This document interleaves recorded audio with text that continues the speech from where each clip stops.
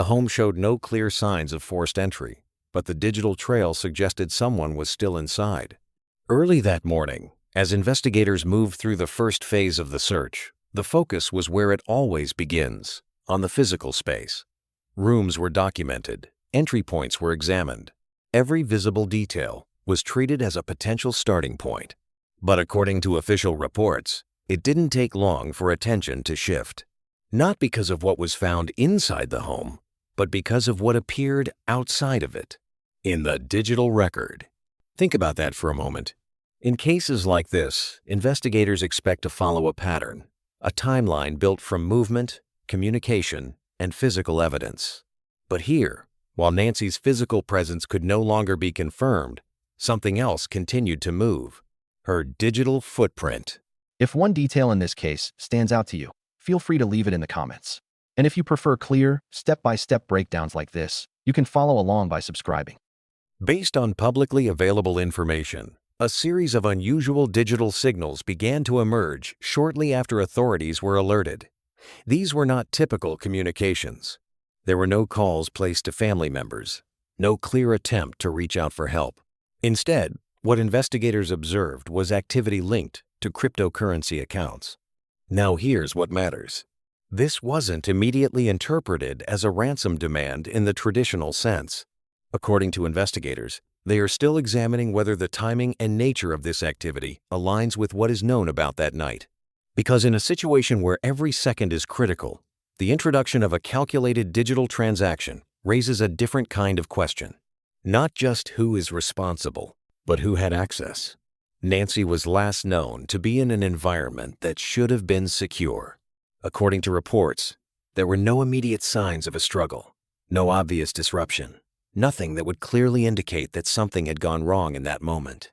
But that absence is exactly what made investigators pause. Because when a scene appears controlled, yet a person is missing, the focus shifts from what is visible to what is not. This is where the story begins to change. As investigators continued to build the timeline, they began aligning physical observations with digital activity, and what they found did not immediately fit together. Certain accounts linked to Nancy's digital presence appeared to become active during a period that investigators are still working to fully understand. It wasn't a pattern of panic.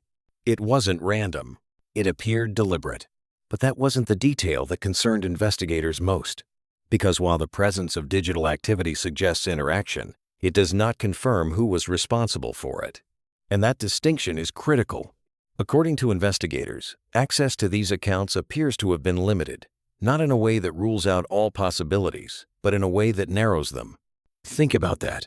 If access is restricted, then any activity tied to that account becomes more significant, not because it provides an answer, but because it raises a more precise question.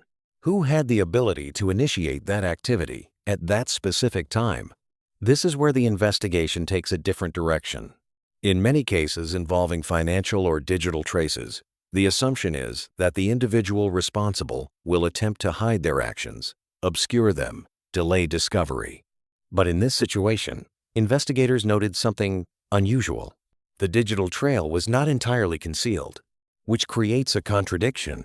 If the individual responsible had the knowledge to use cryptocurrency, why allow that activity to be visible at all? This is where things begin to shift, because investigators are now considering two possibilities: that the digital activity represents a genuine attempt to communicate, or that it was designed to be found. Think about the implications of that. If it was intentional, then the purpose may not have been financial. It may have been directional. At this stage, investigators began expanding their review beyond the immediate scene. They looked at movement patterns, vehicle sightings, any report that could help anchor specific moments in time. And this is where a new complication emerged. Witness reports began to surface describing a vehicle moving through an area miles away from the home during the same general window of time as the digital activity. Now, according to investigators, these reports are still being examined and have not been fully verified. But they introduce a question that cannot be ignored. If the digital activity and the physical movement occurred within the same time frame, could they be connected to the same individual? This is where the structure of the timeline begins to tighten. Because now investigators are not just asking what happened, they are asking how many things may have happened at once. At this point, investigators believed they had a general understanding of the sequence. But that understanding began to change as more details were reviewed. Because when digital evidence and physical movement do not align cleanly, one of them may not belong to the same moment. Now consider this carefully. If the digital activity occurred at a different time than initially assumed, then the entire timeline may need to be adjusted. And that leads to a deeper question. Was the activity happening in real time? Or was it part of a sequence that had already been set in motion? Now, at this point, public attention began to shift. Reports started circulating that items connected to Nancy had been located in a nearby area. To many observing from the outside, this suggested progress, movement toward resolution. But inside the investigation, the response was more measured. Because according to investigators, the condition and placement of those items raised additional questions. Not conclusions. Questions. This is where the case becomes more complex.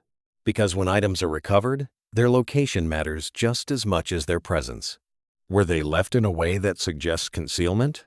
Or were they left in a way that suggests discovery? That distinction changes everything. As footage from the surrounding area was reviewed, another detail began to take shape. A figure was captured on a nearby doorbell camera moving in the direction of the property. According to investigators, the movement appeared controlled, not hurried, not disoriented, but deliberate. And that behavior matters. Because in situations involving uncertainty, behavior often reveals intent more clearly than physical evidence alone. Now, this is where the story shifts again. Because alongside the digital activity and the physical sightings, forensic teams were working through another layer of evidence. DNA. According to official statements, multiple DNA profiles were collected from the home and surrounding areas. This is not unusual. But what stood out was not the presence of DNA. It was the lack of immediate clarity. Investigators noted that the results did not point to a single definitive conclusion. Instead, they introduced additional variables. Some profiles were expected, others were not, and the condition of certain samples raised questions about when they may have been deposited. Think about that for a moment. If DNA appears to have been left at different times, then the sequence of events may not be as simple as it first seemed. Now at this point, investigators believed they were moving toward a clearer understanding. But that changed. Because when the digital evidence was considered alongside the forensic findings, a new possibility began to emerge. That the case may not revolve around a single moment, but a sequence of moments that have not yet been fully connected. This is where everything begins to converge.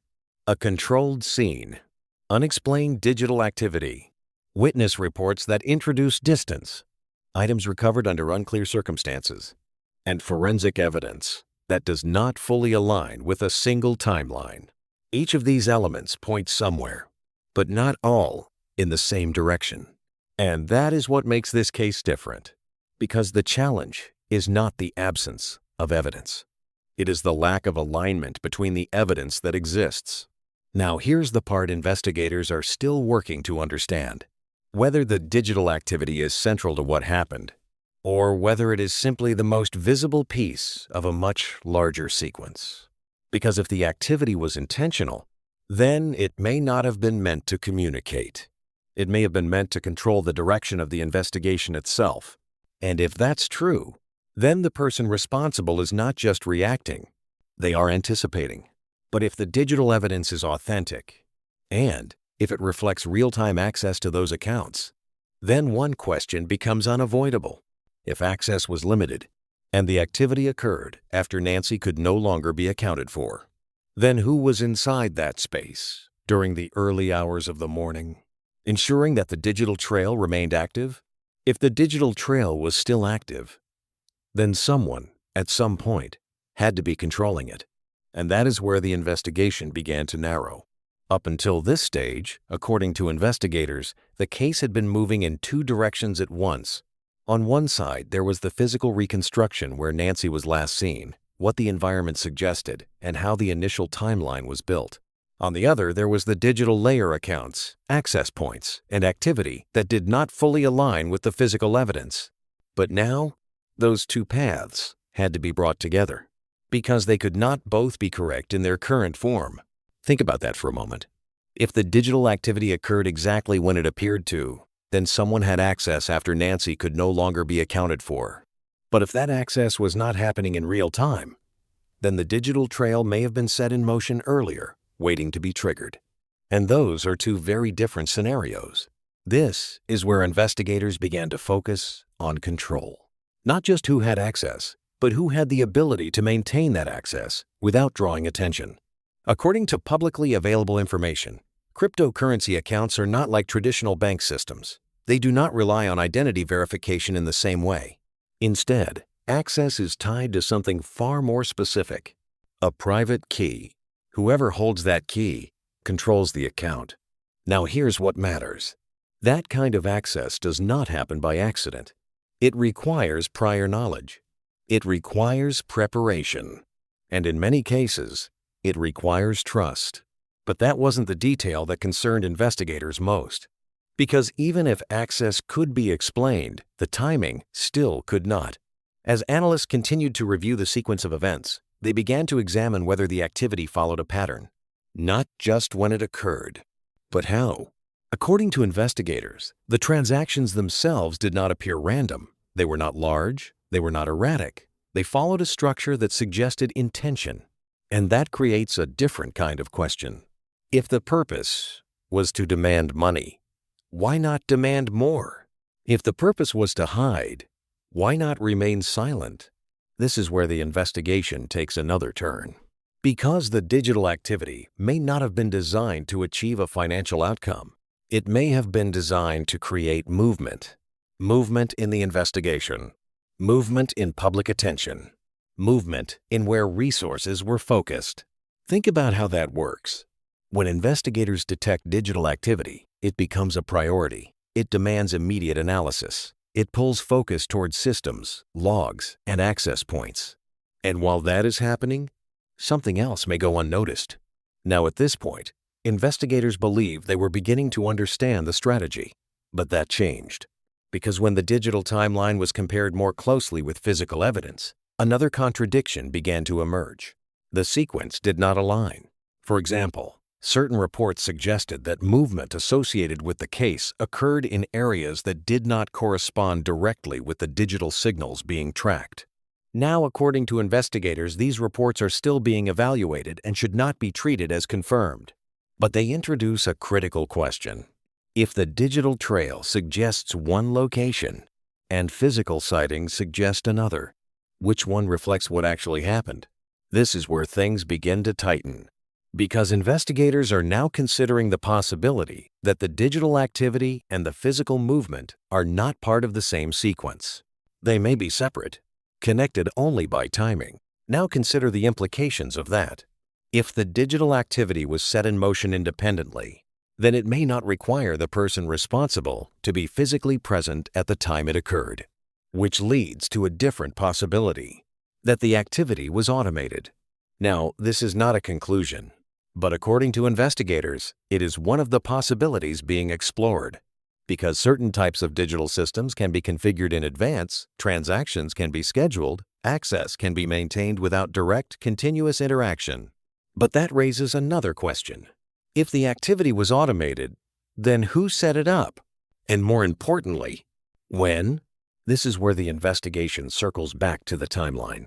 Because if preparation occurred before Nancy disappeared, then the event itself may not have been spontaneous. At this stage, investigators began reviewing earlier interactions more closely.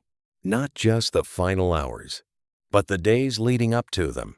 Because in cases involving planning, the most important clues are often found before the event takes place. And this is where behavior becomes critical. According to publicly available records, individuals connected to the case were re-interviewed, statements were reviewed, patterns of communication were analyzed, not to confirm guilt, but to identify inconsistencies. Because in a timeline that is already uncertain, even small variations matter. Now at this point, investigators believed they could begin narrowing the field of possibilities, but another detail complicated that process. The recovered items. As previously noted, items connected to Nancy were located in a nearby area. At first, this suggested a straightforward development. But upon closer examination, the condition of those items raised questions, not about what they were, but about how they got there. Because when items are moved after an event, they do not just provide information, they change the timeline. Think about that carefully. If those items were placed at a later time, then the sequence of events does not end where investigators initially believed. It continues. And that means the individual responsible may have returned to the scene. Now this is where the investigation becomes more complex, because returning to a location carries risk. It requires confidence. It suggests familiarity. And that brings the focus back to behavior. Because according to investigators, the movement captured on surveillance footage did not suggest panic. It suggested control. And that kind of control is not random. It is practiced. Now, at this point, investigators believed they were beginning to understand the pattern, but one final issue remained: the DNA. As previously noted, multiple DNA profiles were recovered. Some expected, some not. But what stood out was not just their presence. It was their condition. According to investigators, certain samples raised questions about when they may have been deposited, not because they were clearly recent, but because they did not align with the assumed sequence of events. And this creates a critical intersection, because now 3 elements are overlapping: digital activity that suggests access, physical evidence that suggests movement, and forensic material that suggests timing inconsistencies. And when those elements do not align, they do not cancel each other out. They complicate each other. Now think about what that means for the investigation. It means that no single piece of evidence can be treated in isolation. Each one has to be understood in relation to the others. And that is where the challenge lies. Because if the digital activity was a distraction, then the physical evidence becomes more important. But if the digital activity reflects real access, then the timeline becomes the key. Now at this point, investigators are working to determine which of those possibilities is more likely. But based on available information, neither has been confirmed. And that brings us back to the central question: not just who had access, but how that access was used. Because if someone had the ability to control the digital trail, then they were not just participating in the event, they were shaping how the event would be understood. And that suggests a level of awareness that goes beyond opportunity. It suggests planning. But if that planning existed, then it did not begin in the moment Nancy disappeared. It began before. And that leads to a final question for this stage of the investigation. If the digital activity, the movement, and the evidence were all part of a larger sequence, then how much of what investigators are seeing now was designed to be seen from the very beginning? If parts of the evidence were designed to be seen, then the investigation is no longer just about what happened. It's about what was meant to be believed. And that distinction is where everything begins to narrow. Up to this point, according to investigators, the case has been defined by contradiction: a controlled scene with no clear signs of forced entry, digital activity that suggests access but not identity, physical sightings that do not align cleanly with the timeline, and forensic evidence that introduces more questions than answers. Individually, each of these elements can be explained. Together, they resist a single explanation. Think about that for a moment. When evidence points in multiple directions, it doesn't necessarily mean the case is unsolvable. It often means the sequence has not yet been understood. And in this case, the sequence may be the most important detail of all. According to investigators, the current focus is not just on identifying individuals, but on reconstructing order. Not who was involved first, but what happened first. Because once that order is established, everything else begins to fall into place. But that wasn't the detail that made this stage of the investigation more complicated. Because even as the sequence is being examined, one possibility continues to remain: that some parts of the timeline were influenced intentionally. Now consider what that means. If the digital activity was visible by design, if the recovered items were placed in a way that ensured they would be found, if movement around the property appeared controlled rather than chaotic, Then, the investigation may not be reacting to the event. It may be responding to a version of the event that has been shaped. This is where the concept of direction becomes critical, because in most cases, investigators follow evidence. But in rare situations, evidence can lead. And when evidence leads, it doesn't just reveal information. It gets attention. According to publicly available information, investigators have continued to revisit earlier assumptions, not to discard them, but to test them against the full set of known details. Because when new information is introduced, earlier conclusions have to be reevaluated. Now at this point, investigators believed they were approaching a clearer understanding, but that changed.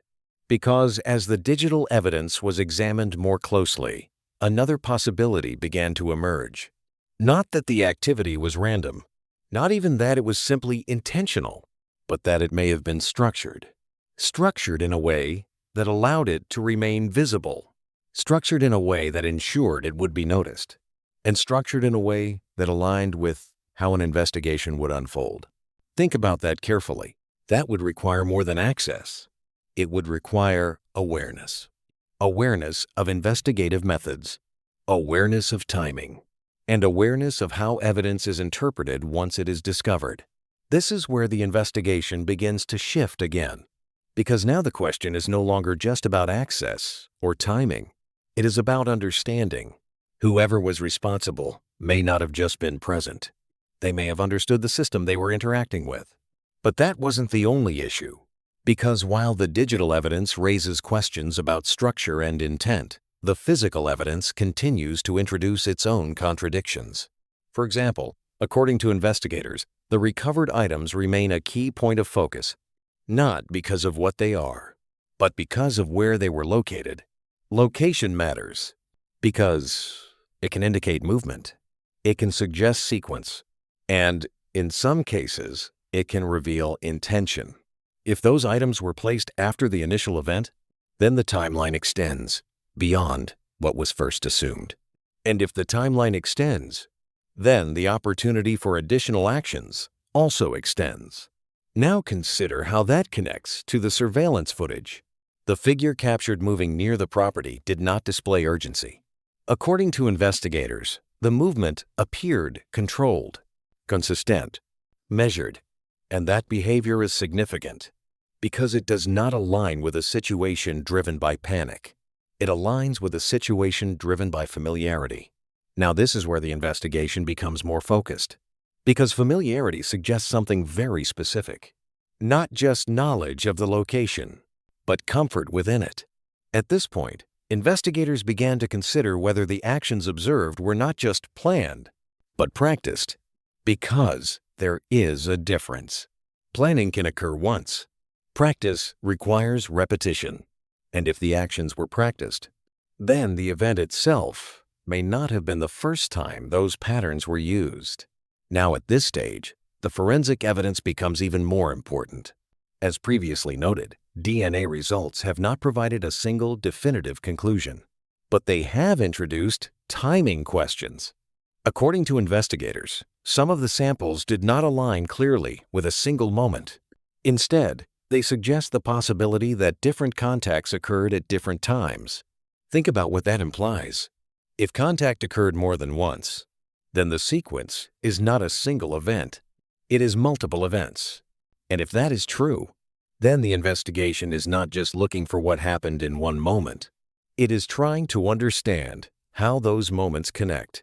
Now at this point, investigators believed they were narrowing the possibilities, but one final question remained unresolved. The digital activity. Because even if the physical sequence can be reconstructed, even if the movement and the evidence can be aligned, the digital layer still requires explanation. If the activity was real-time, then someone had access when Nancy could not be accounted for. But if it was structured in advance, then it becomes something else entirely. It becomes a mechanism designed to operate independently of the person who created it. And that leads to a critical distinction between presence and control. Because if the digital trail continued without direct interaction, then the person responsible did not need to be present at that moment. But if the activity required active input, then someone had to be there. Now consider how those two possibilities affect the investigation. In one scenario, the focus shifts backward toward preparation. In the other, it shifts forward toward opportunity. And based on available information, investigators have not publicly confirmed which of those scenarios is more likely. Which brings us back to the central issue. Not just what happened, but how it was allowed to happen in a way that left so many competing signals. Because in most cases, evidence builds toward clarity. Here, it builds toward complexity.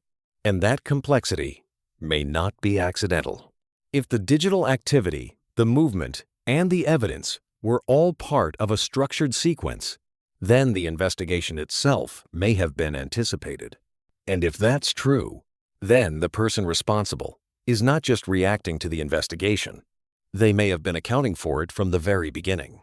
But even with that possibility, one question remains unresolved. If the digital activity required access, and that access was limited, and the timeline continues to suggest that Nancy was no longer able to control those accounts, then who maintained that control? And why was it important that the trail remained visible at all?